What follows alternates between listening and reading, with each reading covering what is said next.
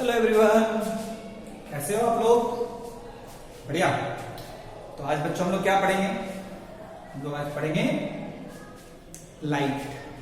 हमने पहले भी बातें की, हमने लाइट बेसिक्स बातें हमने की है। लाइट एक वेव है, वेव क्या है ना? एक मोशन ऑफ एनर्जी, पार्टिकल की मोशन, टाइम पीरियड, फ्रीक्वेंसी, काफी सारी छोटी छोटी बातें हमने कर रखी की थी ना आप लोग। हाँ, आज जो है हम लोग लाइट के एक बहुत सुंदर से फेनोमेना के बारे में पढ़ेंगे और उसको हम लोग क्या बोलते हैं? रिफ्रैक्शन। क्या बोलते हैं बच्चा? रिफ्रैक्शन। लेकिन रिफ्रैक्शन पढ़ने से पहले हम लोग एक बहुत प्यारा फेनोमेना के बारे में जानेंगे। एक फेनोमेना नहीं बोलेंगे, एक मीडियम के बहुत सुंदर प्रॉपर्टी के बारे में जानेंगे जिसको हम लोग क्या बोलते हैं? Refractive index. क्या बोलते हैं बच्चा? Refractive index of a medium. Refractive index of a medium. किसी मीडियम का रिफ्रैक्टिव इंडेक्स जो डिफाइन किया जाता है उसको हम ऐसे डिफाइन करते हैं, C by V। क्या डिफाइन करते हैं? C by V। C क्या है? C क्या है? Speed of light. Speed of light in vacuum. Speed of light in vacuum. और V क्या है? Speed of light in that medium। Speed of light in that medium. Clear है क्या? तो refractive index of a medium we define as C by V। What is C? Speed of light in vacuum. और ये किसके बराबर होता है? 3 into 10 to the power 8 metre पर सेकेंड। इसको हम लोग बोलते हैं म्यू। क्या बोलते हैं अच्छा? इसका सिंबल होता है म्यू। क्या होता है अच्छा? म्यू। क्लियर है ना? बहुत बढ़िया, बहुत सुंदर, बहुत बढ़िया। जैसे मान लो मैं तुम्हें एक क्वेश्चन है कि in a medium speed of light is 2 into 10 to the power 8 meter per second। What will be its refractive index? What will be its refractive index? क्या होगा इसका रिफ्रैक्टिव इंडेक्स? पहला ऑप्शन है 2, दूसरा ऑप्शन है 3, चौथा ऑप्शन है 1.5 metre पर सेकेंड एंड चौथा ऑप्शन है 1.5। Which of the option is correct? Which of the option is correct? या इसको none of these करो। What will be its refractive index? मतलब मीडियम का रिफ्रैक्टिव इंडेक्स क्या होगा? मीडियम का refractive index Can you tell me? Let me see. तो 2, 3, 1.5 and none of these। सबसे पहला चीज है म्यू की बात करते हैं। तो म्यू ऑफ अ मीडियम क्या होता है अच्छा? C क्या है अच्छा? 3 into 10 to the power 8 divided by 2 into 10 to the power 8। ये भी मीटर पर सेकंड है, ये भी मीटर पर सेकंड है। तो ये 10 पर 8 कट गया, ये 2 से 3 कट गया, 1.5 हो गया। लेकिन अगर ये ध्यान से देखोगे तो म्यू इक्वल्स टू 1.5। ये 1.5 क्या है? यहां पे 1.5 है कि नहीं है? क्या ये आंसर होगा या नहीं होगा? क्या ऑप्शन सी इज करेक्ट और wrong? Option C is correct. मेरे ख्याल से तो करेक्ट है नहीं, इसमें ये यूनिट दिया हुआ है। यहां तो ऊपर और नीचे कट जाएगा ना भाई। Ultimately which of the option will be correct? C. क्या ऐसा होगा क्या? नहीं, आंसर सिर्फ 1.5 होगा, उसमें मीटर पर सेकेंड होने वाला नहीं है। डी। एक्चुअली रिफ्रैक्टिव इंडेक्स के बारे में लिखोगे, इसके बारे में एक पॉइंट लिख सकते हो, इट इज अ यूनिटलेस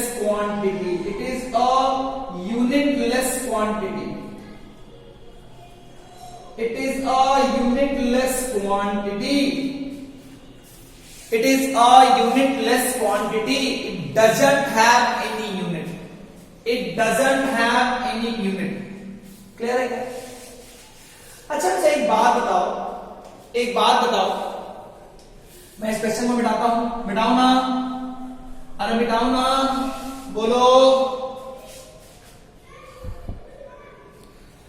एक चीज मैं आप लोगों से और बोलूं और पूछूं और समझाऊं तो मैं तुम लोगों को एक बात बोल सकता हूं। क्या बोल सकता हूं? कि एक बात बताओ, तुम्हें ये बात पता है क्या? एक प्रॉपर्टी होती है, क्या है? एक और प्रॉपर्टी है, इसको तुम ध्यान से रख सकते हो कि स्पीड ऑफ, मतलब ये ऐसे एक अलग से प्रॉपर्टी मैं बता रहा हूं। स्पीड ऑफ लाइट, ये मैंने अपने बेसिक लेक्चर में बताया भी था। Speed of light in any medium, other any medium will be less than the speed of light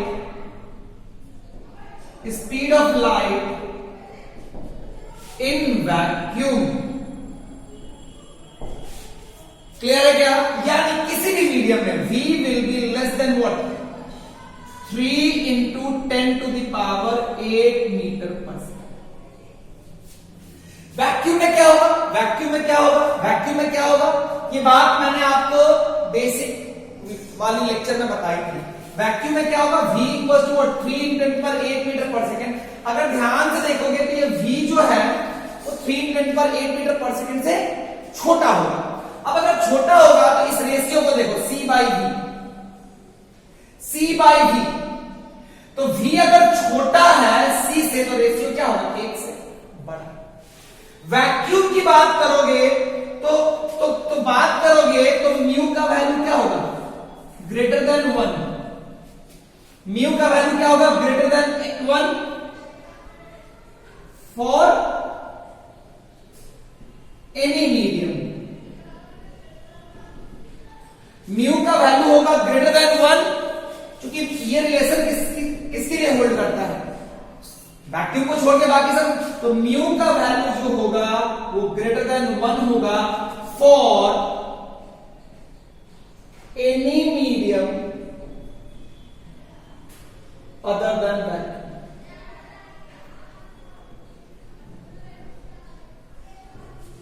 for any medium other than vacuum. अच्छा, अगर मैं बात करूं फॉर वैक्यूम के लिए बात करोगे तो C by C, V का वैल्यू कितना हो जाएगा? C। तो फॉर वैक्यूम के लिए बात करोगे तो म्यू का वैल्यू क्या हो जाएगा? 1 फॉर वैक्यूम।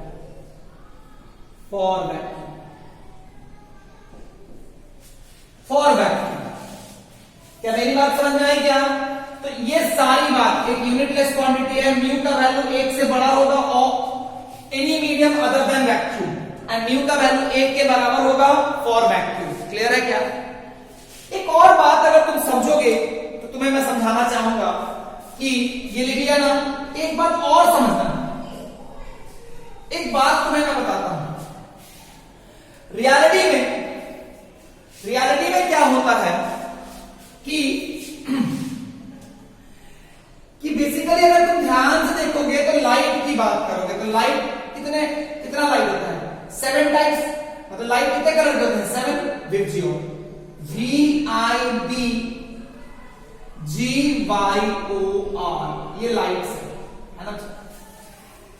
7 डिफरेंट कलर्स के लाइट होते हैं, 7 डिफरेंट फ्रीक्वेंसी है ना।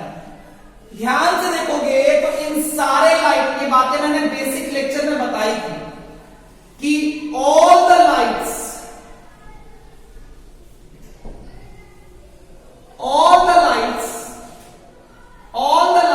are having same speed in vacuum। दूसरा, all the lights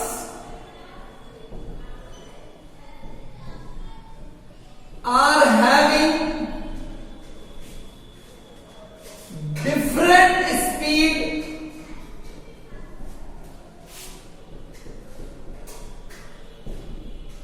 in a medium. मैं तुम्हें क्या बोलना चाहता हूं उस बात को समझना. What do I want to say? कि वैक्यूम में ये वैक्यूम में ये 7 कलर्स का स्पीड क्या होगा? सेम. लेकिन किसी और मीडियम में सारे कलर्स का स्पीड क्या है? सेम है या अलग है? For example water. For example water. For example water. Water में सपोज करो कि मान लो ये रेड लाइट आ रही है, ये मान लो वॉयलेट है. तो क्या मैं लिख सकता हूं, क्या ये रिलेशन होल्ड करता है क्या? V of red is equal to V of violet. क्या ये रिलेशन होल्ड करता है? V of red equal to V of violet. A true, B false. क्या ये रिलेशन होल्ड करता है क्या? किसी ये मीडियम क्या है? वाटर है. ये क्या है? वाटर. तो वाटर को देखोगे तो वाटर, अगर मीडियम वाटर है तो क्या उस मीडियम में रेड एंड वॉयलेट का स्पीड सेम है या अलग अलग है? इस स्टेटमेंट को पढ़ो. All the lights are having different speed in a medium. तो वाटर में भी दोनों का स्पीड क्या होगा? सेम होगा या अलग अलग होगा? तो ये स्टेटमेंट जो है ये ट्रू है या फॉल्स है? This statement is not true. This statement is not true. Why this statement? Why is this statement not true?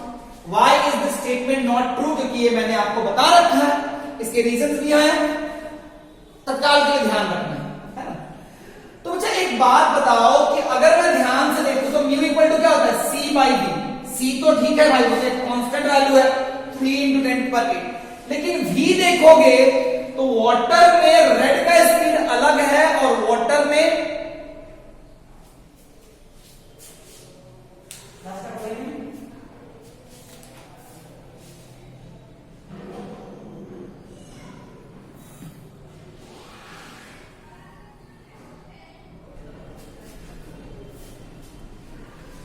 तो बच्चों आपको ये समझ में आया ना कि रेड लाइट एंड वॉयलेट दोनों में क्या है?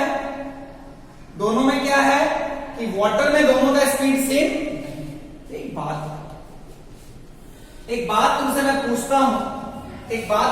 पूछता हूं कि अगर मान लो रेड लाइट पास करेगा और वॉयलेट पास करेगा तो म्यू क्या होगा?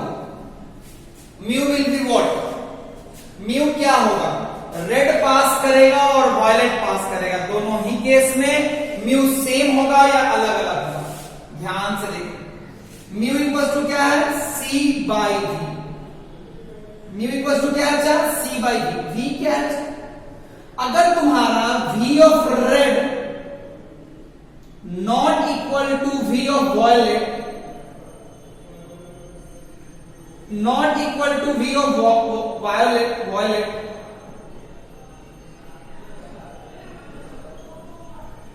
तो तुम अगर ध्यान से देखोगे तो रेड के केस में जो म्यू आएगा और वॉयलेट के केस में, दोनों ही केस में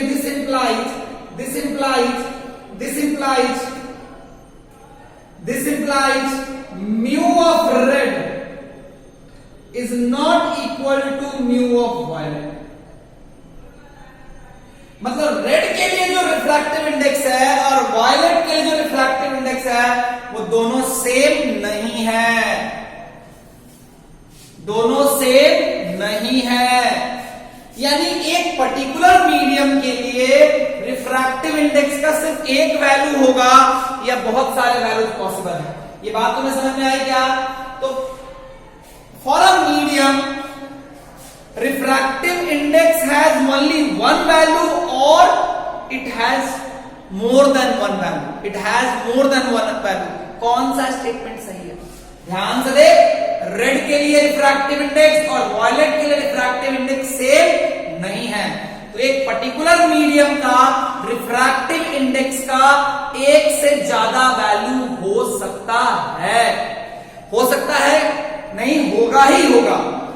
वैक्यूम में देखोगे तो वैक्यूम में रेड और वॉयलेट, वैक्यूम में देखोगे ना तो वैक्यूम के केस में देखोगे तो रेड का और वॉयलेट दोनों का स्पीड क्या होता है, सेम। तो वैक्यूम में चाहे कोई भी लाइट जाए, चाहे कोई भी लाइट जाए, वैक्यूम में सबके लिए रिफ्रैक्टिव इंडेक्स क्या होता है, 1 होता है। क्या मेरी बात समझ में आई क्या? इसको मैं बिठाता हूं। अगर ध्यान से देखोगे कि इन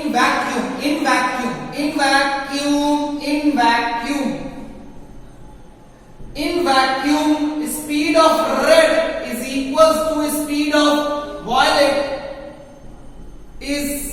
is equal to 3 into 10 to the power 8. That's why mu of red is equals to mu of vacuum is equals to 1. किसके लिए? For vacuum. वैक्यूम में क्या होता है? वैक्यूम में क्या होता है? mu of red is not equal to mu of violet. बाकी सब मीडियम के लिए। लेकिन वैक्यूम में क्या होता है कि चाहे कोई भी लाइट पास करे, सबके लिए रिफ्रैक्टिव इंडेक्स क्या होता है, 1 होता है। सबके लिए रिफ्रैक्टिव इंडेक्स क्या होता है बच्चा, 1 होता है। क्लियर है क्या? अब अगर मैं बात करूं, चीजों को थोड़ा सा समझाने की कोशिश करूं, तो मेरी बात समझना, वो क्या समझना, इस बात को खूब बढ़िया से फॉलो करना। मैं तुम्हें यह बताना चाहता हूं कि किसी भी मीडियम में, for any medium other than vacuum, for any medium, C के बाद D, मैं D को यहां लिखता हूं, for any medium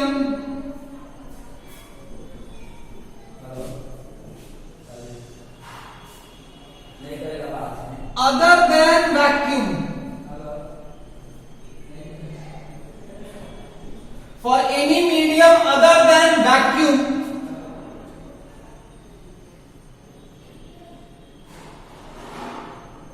refractive index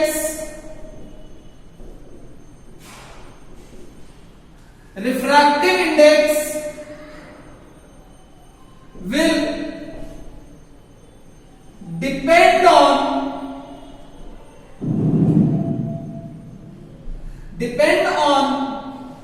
light, depend on the light which is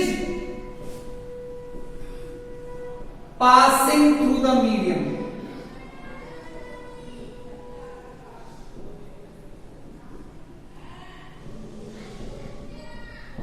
For any medium other than vacuum, refractive index will depend on the light which is passing through the medium, है ना? Clear है क्या? Clear है क्या? mu of red will not be equal to mu of violet, is not equal to mu of green. Clear है क्या? ठीक है ना? For vacuum,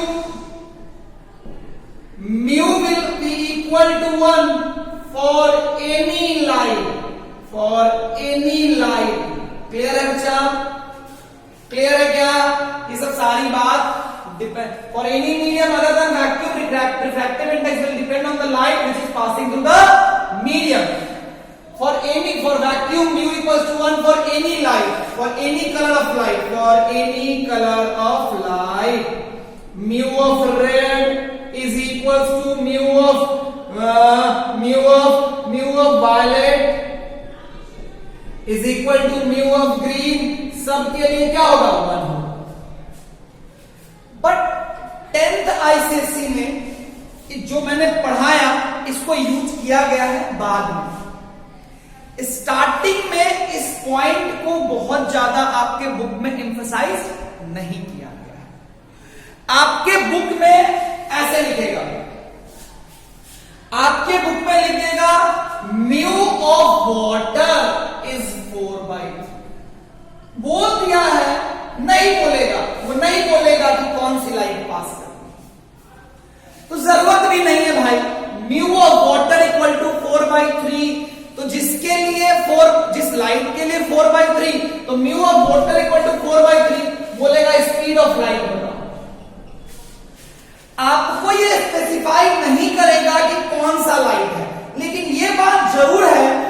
वाटर का रिफ्रैक्टिव इंडेक्स सारे कलर के लिए सेम नहीं होता है, अलग अलग कलर के लिए रिफ्रैक्टिव इंडेक्स क्या होता है, अलग अलग होता है। तो mu of water equal to 4/3, mu of water equal to 4/3। तो तुमसे मैंने v पूछा है, तो v के लिए क्या करोगे, v के लिए normal mu equal to c/v लगाना है। म्यू कितना हो गया 4/3, 3 into 10 to the power 8 by v, v कितना हो गया भाई 3 into 10 to the power 8 into 3/4 कितना हो जाएगा बच्चा 2.25 into 10 to the power 8 metre पर सेकेंड। तो तुम्हारा जो स्पीड आया, ये सब मैं मिटाता हूं, सबको नोट कर लीजिएगा वीडियो को पॉज करके, है ना। जो तुमको मैंने समझाया, जो मैंने तुमको बताया, है ना, जो तुमको मैंने बताया कि म्यू 4/3 है, नहीं बोला है कि कौन सा कलर का लाइट है, कोई बात नहीं, जरूरत भी नहीं। ये जो स्पीड आया वो किसका स्पीड आया, जिसके लिए म्यू 4/3। ये जो तुमने स्पीड निकाला वो किसके लिए निकाला, जिसके लिए म्यू क्या था 4/, जिसके लिए वाटर का म्यू क्या था 4/3। इज इट क्लियर, ढंग से मेरी बात समझ में आई क्या। तो चैप्टर के बिगिनिंग में इस बात पे बहुत इंफसाइज हम नहीं करेंगे, इस बात पे हम बहुत इंफसाइज नहीं करेंगे कि कौन सी कलर की लाइट जा रही है, क्योंकि स्टार्टिंग में जब भी लाइट की बात हम करेंगे तो कोई एक, किसी एक फ्रीक्वेंसी मतलब किसी एक कलर की लाइट जाएगी। हम स्पेसिफाई कब करते हैं कि इस कलर के लिए म्यू ये है, इस कलर के लिए म्यू ये है, जब एक साथ मोर देन वन कलर की लाइट जाए। तो जब भी एक कलर की लाइट जाएगी तो क्वेश्चन में आपको स्पेशली मेंशन नहीं होगा कि किस कलर के लिए वो म्यू है, क्योंकि कोई कंफ्यूजन नहीं है। लेकिन जब दो कलर की जा रही है उस समय एग्जामिनर या कोई भी सामने वाला आदमी आपको बताएगा कि इस कलर के लिए म्यू ये है और इस कलर के लिए म्यू ये है।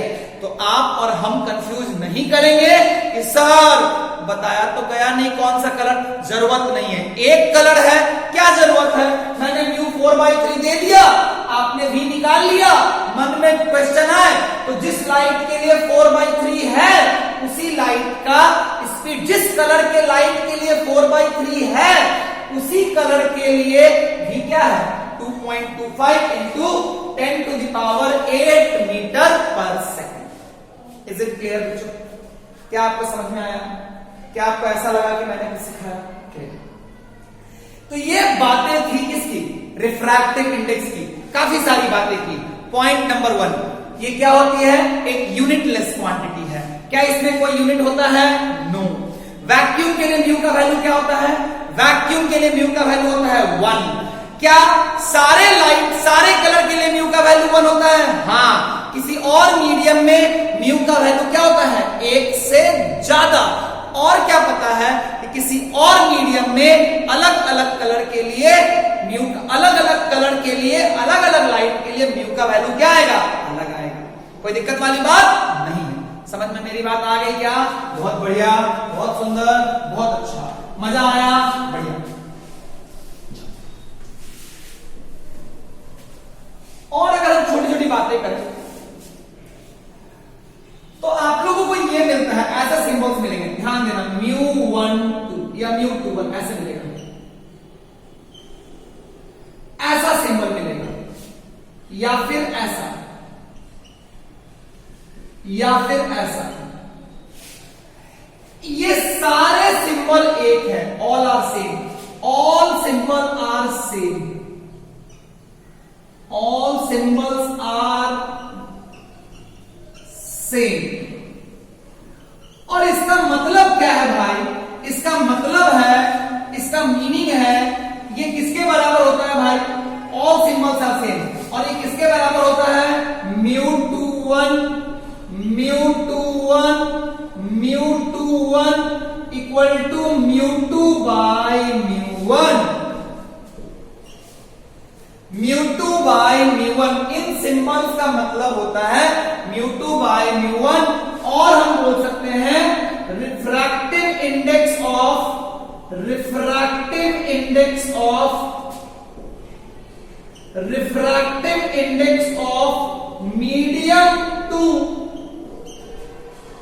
Respect to medium 1. Refractive index of medium 2 with respect to medium 1. Refractive index of medium 2 with respect to medium 1. Clear है क्या? μ2 by μ1. ये क्या है? Refractive index of medium 2. तो कभी भी कंफ्यूज होने की जरूरत नहीं है. वीडियो को पॉज करके अच्छे से उतार ले, और अगर हम बात करें तो हम इसको समझ सकते हैं ये क्या है. अगर ध्यान से देखोगे तो μ2 by μ1, μ2 by μ1 को क्या लिख सकते हो? c by v2 by c by v1. ये c कट जाएगा, ये c कट जाएगा, ये क्या हो जाएगा? v1 by v. μ2 by μ1 को हम v1 by v2 भी लिख सकते हैं. v1 क्या है? Speed of light in medium 1. v2 क्या है? Speed of light in medium 2. क्या मेरी बात समझ में आई? क्या मेरी बात समझ में आई? अरे हाँ ना बोलो. नहीं बोलोगे बच्चों? ओके, मिटा दो मैं. तो अभी तक जो हमने सीखा वो क्या सीखा, उसको थोड़ा सा एक बार हम लिख देते हैं. कोई दिक्कत वाली बात नहीं है, नहीं है ना? बहुत बढ़िया. μ2 by μ1 equals to v1 by v2. अच्छा, एक बात समझना. मान लो ये बाउंड्री है, एक लाइट रे यहां थी, एक लाइट, वो लाइट रे मान लो रिफ्रैक्ट करके इस मीडियम में आ गई. एक लाइट रे इस मीडियम से इस मीडियम में आ गई. ये क्या है तुम्हारा? बाउंड्री. क्या बचा? बाउंड्री. क्या बचा? बाउंड्री. Okay okay. मान लो इस मीडियम का रिफ्रैक्टिव इंडेक्स है μ1, इस मीडियम का स्पीड क्या है? v1, इसमें है μ2 और ये है v2. ये मान लो मीडियम 1 है. ये क्या है बच्चा? मीडियम 1. ये मान लो क्या बच्चा? मीडियम 2. क्योंकि रे जो है वही लाइट इस मीडियम में रिफ्रैक्ट हो गया. ये अच्छा, तुम लोगों को पता है ना कि अगर इस मीडियम में फ्रीक्वेंसी f है, इस मीडियम में फ्रीक्वेंसी क्या रहेगा? f ही रहेगा. इस मीडियम में अगर वेवलेंथ λ1 है तो इस मीडियम में भी वेवलेंथ क्या रहेगा? λ. क्योंकि स्पीड जो होता है वो मीडियम पे डिपेंड करता है, वेवलेंथ भी मीडियम पे डिपेंड करता है, लेकिन फ्रीक्वेंसी मीडियम पे डिपेंड नहीं करता है. और तुम लोग वेव से जानते हो कि v इक्वल टू क्या होता है? f lambda. ये तुम लोगों को मैंने समझाया था ना, बेसिक वाले चैप्टर में बताया था ना. v इक्वल टू क्या होता है? f lambda. v क्या है? v क्या है? स्पीड. स्पीड, स्पीड किसका? एनर्जी का. Distance travelled in 1 second. f क्या है? f क्या है? Number of oscillation in 1 second. Lambda क्या है?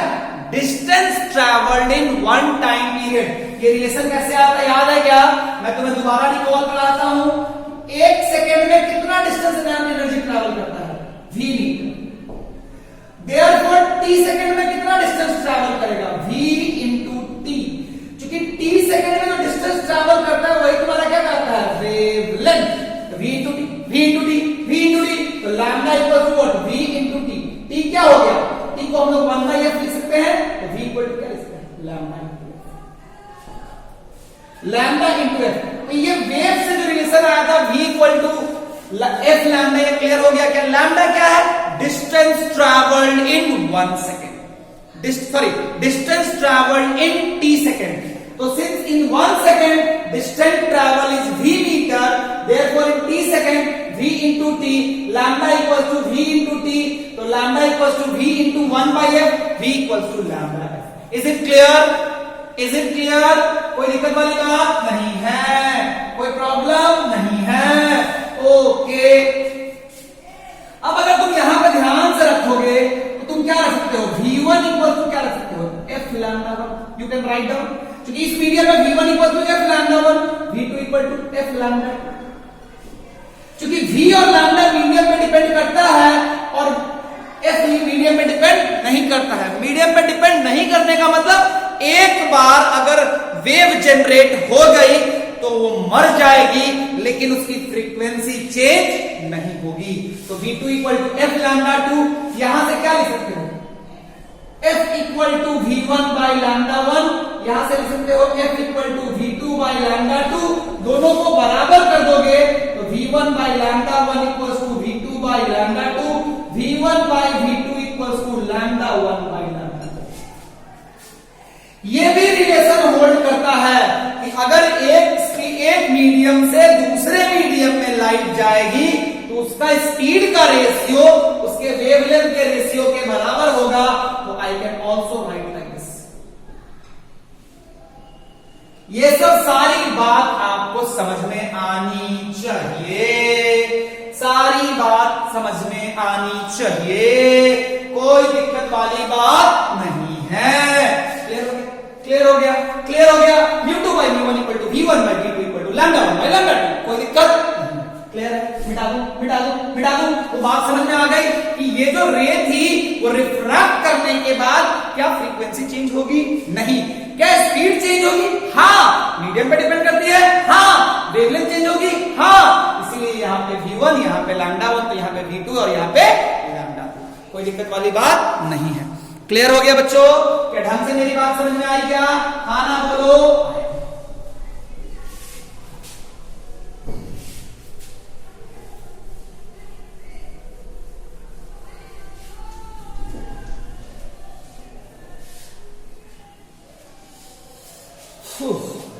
जैसे तुम लोग से एक क्वेश्चन पूछो, मान लो म्यू फॉर वाटर दिया हुआ है, मतलब वाटर के लिए रिफ्रैक्टिव इंडेक्स दिया हुआ है 4/3, और म्यू फॉर ग्लास दिया हुआ है 3/2। आपसे मैंने पूछ लिया म्यू GW, ठीक है। Option A 9/8, option B 8/9, option C 1, option D none of each.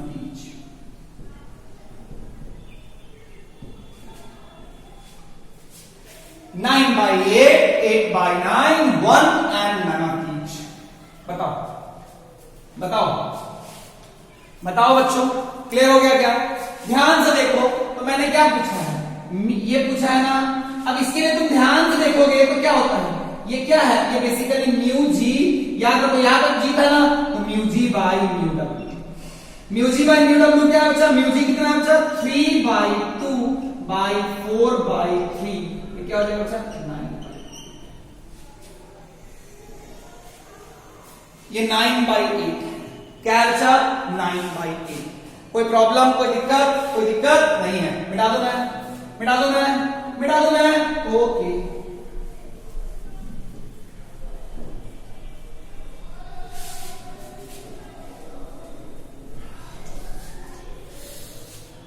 और अगर हम बात करें तो मान लो तुम्हें ऐसा दिया होगा μ1 2 इंटू μ3 2 इंटू μ2 3, है ना। This is equals to what? पहला ऑप्शन है μ3, दूसरा ऑप्शन है μ3, दूसरा ऑप्शन है μ3 बाई μ1, ठीक है।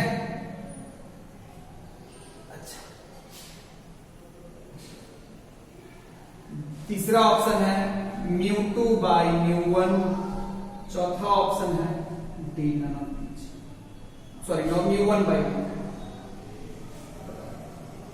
विच of the option is correct? इस एक्सप्रेशन का वैल्यू किसके बराबर होगा? इस एक्सप्रेशन का वैल्यू किसके बराबर होगा? देखो तो इसको लिखो, इसको लिखो, इसको लिखो, क्या लिखोगे? μ2 बाई μ1 है, μ1 बाई μ1 बाई μ2 इंटू, इसको क्या लिखोगे? μ3 बाई, ध्यान रखना नीचे वाले को पहले, μ3 बाई μ2 इंटू, इसको क्या लिखोगे? μ2 बाई μ3, μ2 μ2 μ3 μ3 कट गया, μ1 बाई μ2, μ1 बाई μ2 है कि नहीं है? क्लियर है क्या? तो ऐसे क्वेश्चन भी अगर कोई दे दे तो कोई प्रॉब्लम नहीं है, कोई प्रॉब्लम नहीं है। बता दो यस।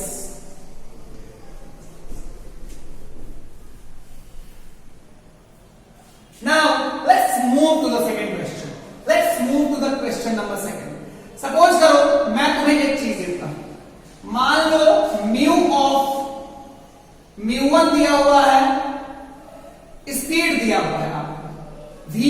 दिया है 2.5 इंटू 10⁸ मीटर पर सेकेंड।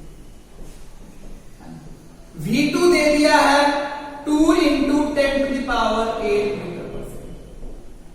आपको बताना है μ1 बाई μ2 क्या होगा। Option 1 5/4, option B 4/5, option C 1, option D none of these.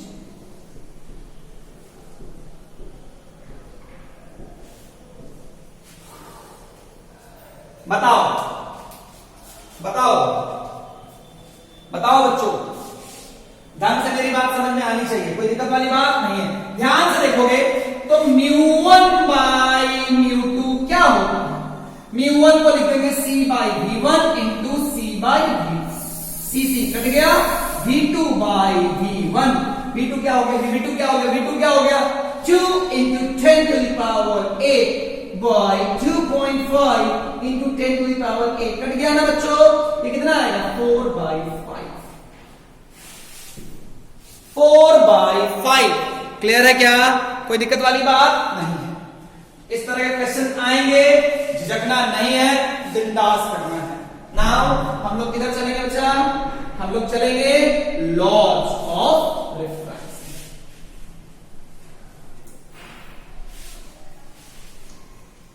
क्या पढ़ते हैं, लॉज ऑफ रिफ्रैक्शन।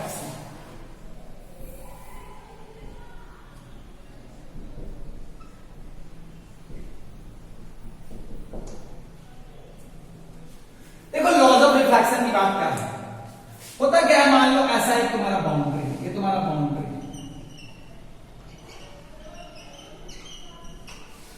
होगा क्या बच्चा, बाउंड्री है। तो जब भी कोई लाइट रे इंसिडेंट करेगी, बाउंड्री है, इसके इधर एक अलग मीडियम है मीडियम 1, इसके अलग इधर मीडियम है मीडियम 2, मीडियम 1 एंड मीडियम 2। तो मान लो जब इंसिडेंट करेगी तो यहां पे 3 फेनोमेना होता है यूजुअल। कौन कौन सा फेनोमेना होगा, लाइट का कुछ पार्ट रिफ्लेक्ट कर जाएगा, कुछ पार्ट क्या करेगा बच्चा, रिफ्लेक्ट। फिर कुछ पार्ट क्या करेगा बच्चा, लाइट का कुछ पार्ट रिफ्लेक्ट कर जाएगा, कुछ पार्ट रिफ्रैक्ट कर जाएगा, और थोड़ा बहुत यहां पे अब्जॉर्प्शन होगा। ये है incident ray,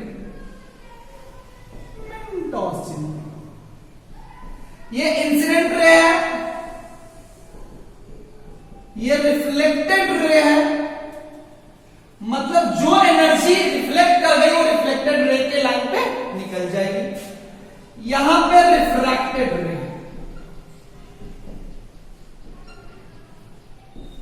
reflected ray, refracted रे, ये बाउंड्री, यहां पे अब्जॉर्प्शन भी होगा।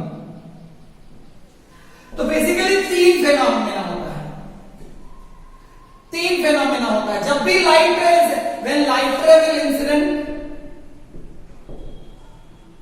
when light ray will incident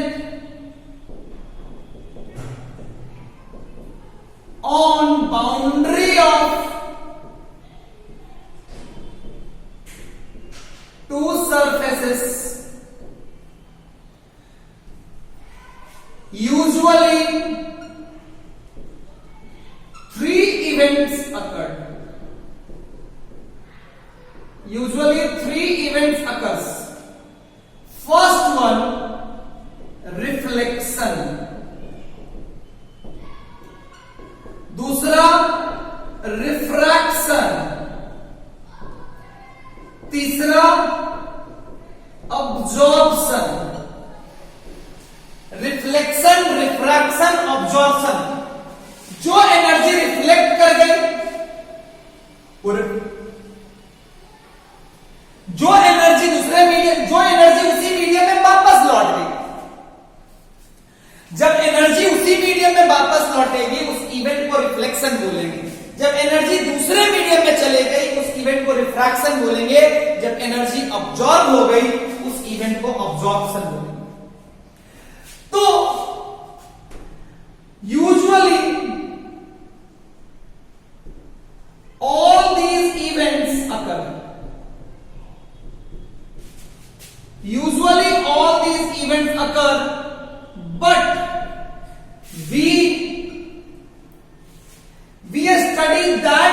only, we study that event only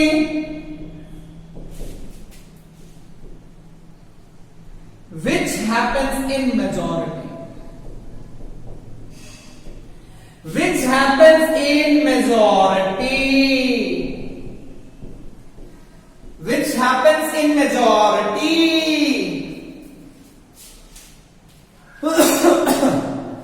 which happens in majority. जैसे कि मिरर पे जब लाइट ने स्ट्राइक की तो मिरर के केस में आप कौन सा इवेंट पढ़ते हो? Reflection, refraction. कौन सा इवेंट पढ़ते हो? Reflection, refraction. कौन सा इवेंट पढ़ते हो? Reflection, refraction. Reflection, why? Because majority of the rays gets reflected. But अगर एयर और वाटर है, एयर और वाटर है, उस केस में क्या पढ़ेंगे? रिफ्लेक्शन या रिफ्रैक्शन? रिफ्रैक्शन। क्यों? Majority of light rays gets refracted. तो ऑल्दो दोनों इवेंट होता है, ऑल्दो व्हाट मिरर में भी जब स्ट्राइक किया तो थोड़ा सा रिफ्रैक्शन हुआ, मेजॉरिटी रिफ्लेक्शन हुआ। वाटर पे जब वाटर एयर वाटर पे मतलब एयर और वाटर के इंटरफेस में स्ट्राइक किया तो थोड़ा सा रिफ्लेक्शन हुआ और मेजॉरिटी रिफ्रैक्शन हुआ। तो जो मेजॉरिटी होता है हम उसको कंसीडर करते हैं, क्योंकि हमारे लिए सिग्निफिकेंट वही होता है। क्या मेरी बात समझ में आई? क्या मैं तुम्हें एक बहुत खूबसूरत सा एग्जांपल दे सकता हूं, जिस एग्जांपल में तुम्हें दोनों चीज दिखाई देगी। फॉर एग्जांपल, कभी तुम मॉल गए होगे तो मान लो एक ग्लास का स्लैब लगा हुआ होता है ना। तो सपोज करो सामने में कोई सुंदर कन्या खड़ी है ना, तो क्या लगता है तुमको? वो देखेगी पागल आदमी का? वो तो तुमको नहीं देखती, तुम उसको देखते हो। तो तुम उसको क्यों देख रहे हो? वो किसकी वजह से देख रहे हो? रिफ्लेक्शन की वजह से, रिफ्रैक्शन की वजह से। Refraction, reflection, refraction, reflection, refraction, reflection.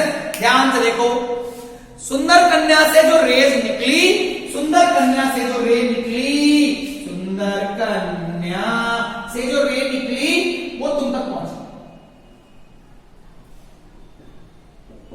ये सुंदर कन्या है, ये बालक है।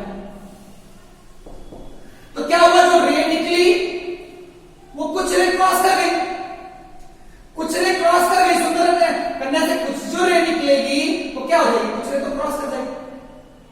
तो इसकी वजह से तुम्हें सुंदर कन्या दिखाई दी, कुछ रे क्या हो गई? जो रिफ्लेक्ट होकर के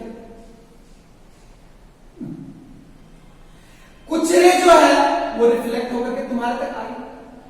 मान लो कुछ रे रिफ्लेक्ट होकर तुम तक आई, कुछ जो सुंदर कन्या के पांव से जो निकलेगी वो रिफ्लेक्ट होकर के सुंदर कन्या तक भी पहुंचेगी और रिफ्रैक्ट होकर तुम तक पहुंचेगी। तो रिफ्रैक्ट होकर तुम तक पहुंचेगी तो क्या तुम्हें सुंदर कन्या दिखेगी? हाँ सर। क्या रिफ्लेक्ट होकर उस तक पहुंचेगी तो क्या वो खुद को देख पाएगी? हाँ सर। तो देखो, तो यहां पे ग्लास स्लैब का जो बाउंड्री है उससे कुछ पार्ट रिफ्लेक्ट होने की वजह से सुंदर कन्या खुद को देख पा रही है। रिफ्रैक्ट होने की वजह से क्या देख रही है? रिफ्रैक्ट होने की वजह से तुम उसको देख रहे हो, तुम उसको देख रहे हो। क्या मेरी बात समझ में आई? क्लियर है क्या? तो देखो, तो यहां दोनों चीज एक साथ तुम्हें दिखाई दे रहा है कि जो रेज रिफ्रैक्ट हुई उसकी वजह से तुमको दिखाई दी और वो जो रिफ्लेक्ट हुई उसकी वजह से वो खुद को देख पाई। कोई दिक्कत वाली बात नहीं है। क्लियर है क्या? कोई दिक्कत वाली बात नहीं है। तब होता क्या बच्चा? रिफ्लेक्शन के बारे में आपने पढ़ रखा है, रिफ्रैक्शन के बारे में बात करते हैं। किसके बारे में बात करते हैं बच्चा? रिफ्रैक्शन। अब हम किसके बारे में बात करते हैं बच्चा? रिफ्रैक्शन।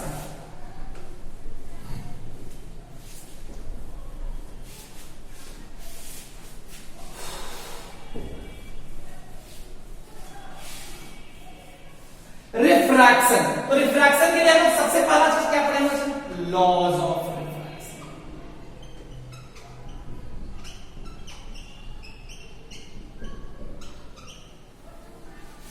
क्या है लॉज ऑफ रिफ्रैक्शन? कि अगर मान लो एक रे है, ये मीडियम 1 है, ये मीडियम 2 है, अगर बाउंड्री पे स्ट्राइक की तो कुछ पार्ट क्या हो जाएगा? कुछ पार्ट क्या हो जाएगा? मान लो ये रिफ्लेक्ट, अगर मान लो स्ट्राइक की, तो ये क्या है? Point of incidence. This is what? Point of incidence. This is what? Normal. This is what? Normal. This is what? Incident ray. This is what? Reflected ray. Point of incident, incident ray, reflected ray. तुम्हें क्या समझ में आ रही है? तुम्हें यह बात समझ में आनी चाहिए कि अगर रे जो है तो हमारे लिए क्या है? जो पहला पॉइंट है, पहला पॉइंट क्या है? Incident ray.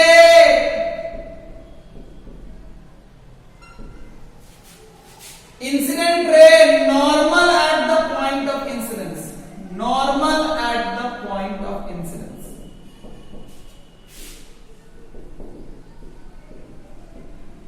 Normal at the point of incidence and refracted ray lie in a same plane. Lie in a same plane.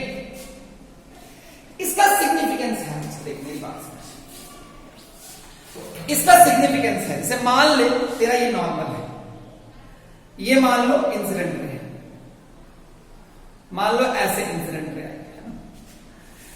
तो अगर ये ऐसे अगर आ रही है ना, से मान लो मैं तुम्हें एक बात बताता हूं. क्या मतलब? मान लो ये है 45, ये है 30 डिग्री. इसकी बात तुम्हें समझ में आई? 45 और 30 डिग्री. एक बात बता, नॉर्मल से ये 45 बना रही है ना. Angle between normal, angle between normal and normal and incident ray is called incidence angle.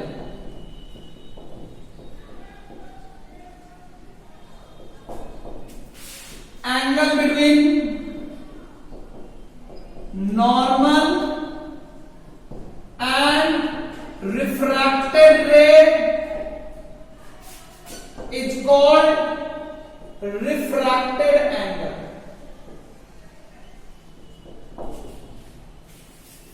समझना मेरी? मान लो तुमको 30. एक बात बताओ सर, नॉर्मल से ये 45 डिग्री है, मान लो नॉर्मल से 45 डिग्री है, लेकिन नॉर्मल से 30 डिग्री बनाने वाली कितनी लाइन पॉसिबल है? रिफ्रैक्टेड रे है जो 30 डिग्री बना रही है, लेकिन अगर मैं बोलूं तो ये नॉर्मल से 30 डिग्री बनाने वाला एक लाइन हो सकता है, बहुत सारा लाइन हो सकता है. नॉर्मल से 30 डिग्री बनाने वाला सिर्फ एक डायरेक्शन हो सकता है, बहुत सारा डायरेक्शन. नॉर्मल से ये भी हो सकता है, ये भी हो सकता है, ये भी हो सकता है, ये भी हो सकता है. नॉर्मल से 30 डिग्री बनाने वाला कितना कितना कितना डायरेक्शन पॉसिबल है? एक या बहुत सारा? एक या बहुत सारा? एक या बहुत सारा? बहुत सारा. लेकिन रिफ्रैक्टेड रे का कितना डायरेक्शन होगा? एक. नॉर्मल से 30 डिग्री बनाने वाला एक से ज्यादा डायरेक्शन पॉसिबल है, लेकिन रिफ्रैक्टेड रे का एक डायरेक्शन है. इसको फिक्स करने के लिए हमें ये मेक श्योर करना होगा ये जो 30 डिग्री वाला जो रिफ्रैक्टेड रे है ये किसके प्लेन में होना चाहिए? Incident ray and normal. क्योंकि इंसिडेंट रे एंड नॉर्मल के प्लेन में, इंसिडेंट रे एंड नॉर्मल के प्लेन में, इंसिडेंट रे देखो ये नॉर्मल है, ये इंसिडेंट रे है, तो इंसिडेंट रे एंड नॉर्मल के प्लेन में सिर्फ एक ही, इस प्लेन में सिर्फ एक ही डायरेक्शन बचता है जो 30 डिग्री. और तो ये वाला भी लाइन 30 बना रहा है, ये वाला भी लाइन 30 बना रहा है, ये वाला भी लाइन 30 बना रहा है, ये वाला भी लाइन 30, ये वाला भी लाइन 30, ये वाला भी लाइन 30, ये वाला भी लाइन 30. नॉर्मल से 30 बहुत सारा लाइन, लेकिन रिफ्रैक्टेड रे का सिर्फ एक डायरेक्शन. एक डायरेक्शन को श्योर करने के लिए हमें ये पता कर देखना है कि वो किस प्लेन में है रिफ्रैक्टेड रे. भाई इंसिडेंट रे एंड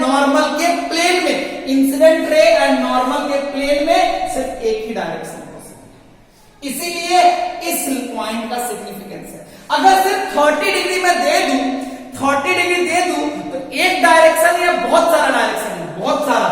यूजुअली बच्चों को इस लाइन का सिग्निफिकेंस पता होता नहीं है, क्योंकि रिफ्रैक्टेड रे का एक डायरेक्शन लेकिन नॉर्मल से 30 डिग्री बनाने वाला बहुत सारा लाइन हो सकता है।